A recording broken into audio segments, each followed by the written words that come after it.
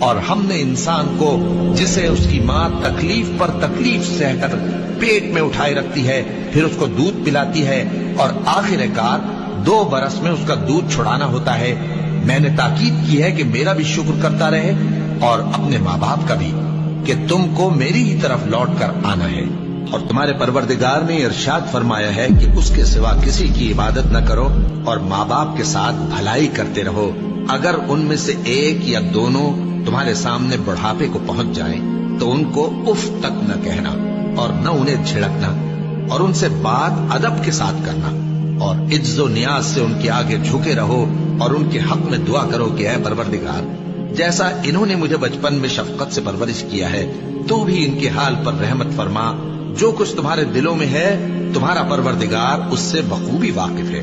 اگر تم نیک ہوگے تو وہ رجوع لانے والوں کو بخش دینے والا ہے۔